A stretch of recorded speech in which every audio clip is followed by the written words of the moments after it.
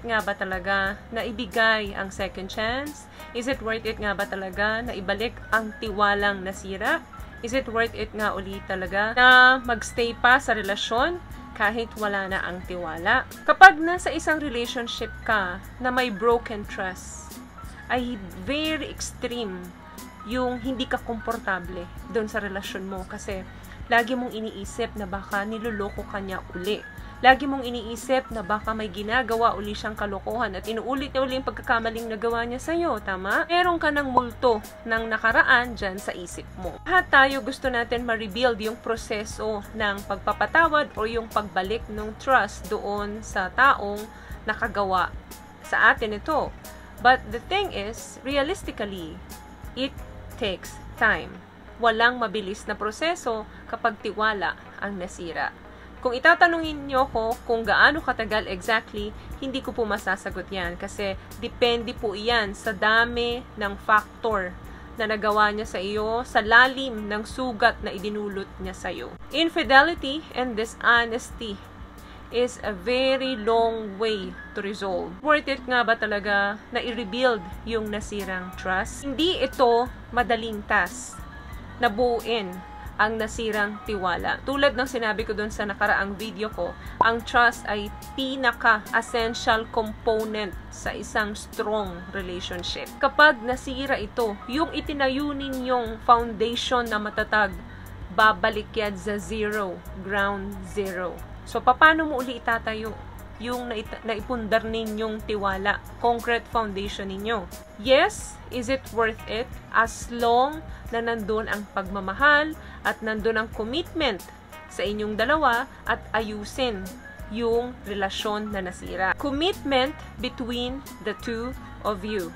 Working on trust issues will make your relationship stronger. Kung dalawa kayong willingly na ayusin ang mga pagkakamaling nagawa. Pero kung sa tingin mo na hindi mo na kayang pagkatiwalaan yung partner mo completely, no matter what they do and what they say, well, it's time for you na magkaroon ng clear statement and clear closure para sa inyong dalawa. That way, makapag-move on kayo ng maayos. Makapag-umpisa kayo ng mga buhay ninyo separately. Lalo na kung patuloy niyang ginagawa or patuloy mong nadidiscover sa kanya yung mga pagsisinungaling, infidelity, money matters, manipulations, dishonesty.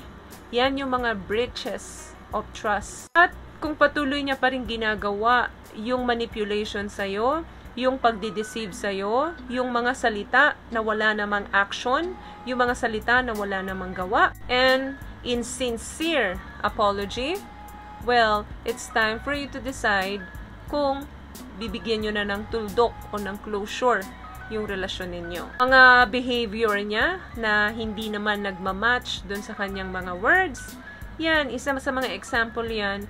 Kung patuloy niyang gagawin yan, it's time for you to decide talaga kung magsi-separate ways na kayo. At make sure, kung gagawin nyo ito, maayos kayong mag-uusap. Para makapag-move forward kayo ng maayos. Maiwan man lang kahit yung konting respeto. You don't have to do it alone.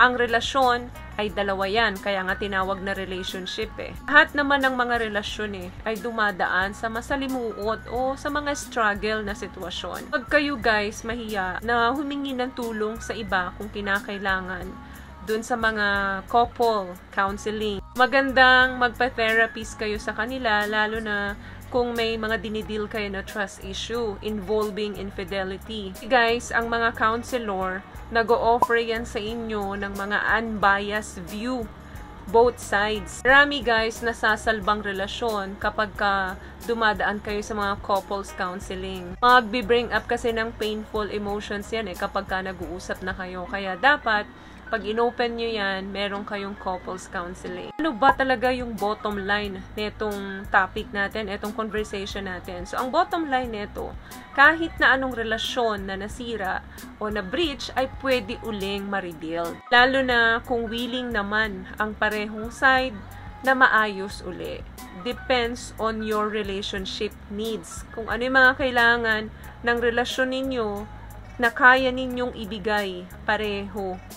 Kung kaya nyo namang gawin yon, possible talaga na ma-rebuild yung trust. Lalo na kung nandoon pa ang pagmamahal at commitment ninyong dalawa. Now, if you decide to try repairing things, take note guys, kailangan ninyong mag-take time. Hindi ito minamadali. So, be prepared. Pag pareho nyo itong gusto at nandun yung willingness ninyo sincerely na ayusin at pagsisihan yung mga pagkakamaling nagawa, makikita mo mas magiging stronger yung relation nyo. Yung mga susunod na darating na problema sa inyo, mas magiging kapit kayo. Mas maiintindihan nyo yung isa't isa, mas makikilala ninyo yung isa't isa, at mas maibibigay ninyo yung needs ng bawat isa. San kasi kailangan talagang dumaan guys sa ganitong pagsubok eh.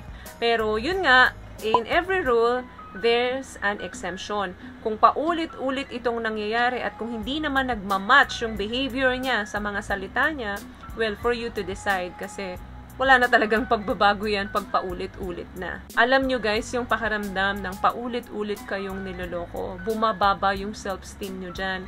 Kasi mauumpisahan yung tanungin or questionin yung sarili nyo na hindi ba kayo enough para sa taong to? Hindi ba kayo kamahal-mahal para sa taong to? So, kapag gano'n, na paulit-ulit, at parang hindi talaga nagsisi sa mga pinaggagawa niyang kasalanan sa'yo, well, it's time for you to decide, it's time for you to think. Always love yourself. Kasi pag hinayaan mo to, dumating yung punto na hindi mo na makilala yung sarili mo. Guys, walang masamang magpatawad in order for you para magkaroon ka ng peace of mind. Hindi mo yan ginagawa para sa kanya, ginagawa mo yan para sa'yo. Isang sekreto para lalo kang gumanda at lalo kang gumapo is magpatawad ka kasi magre-reflect sa aura mo yan. Kasi yung gumawa sa'yo niyan, masaya, naka-move on, na parang wala lang, tapos ikaw, nandyan pa rin sa galit at puot, lalasunin mo lang yung katawan mo, lalasunin mo yung isip mo. So, forgiveness is free. So, it's your choice. Don't be hard on yourself. So, yun lamang guys ang video natin for today. I hope may nakuha po kayong tips sa pinag-usapan natin ngayon. At kung nagustuhan niyo po ang video natin, pakibigyan lang po ako ng isang malaking thumbs up, comment down below, at sa mga hindi pa po nakakapag-subscribe, huwag niyo pong kalimutan i-hit ang notification bell and subscribe button dyan po sa baba para in case may mga bago po tayong video is mabigyan po kayo ng notification ni YouTube. Once again guys, palagi po kayong mag-iingat at palagi po kayong manalangin. Thank you guys for watching and see you on my next one. Always love yourself and be a blessing. Bye! Peace out.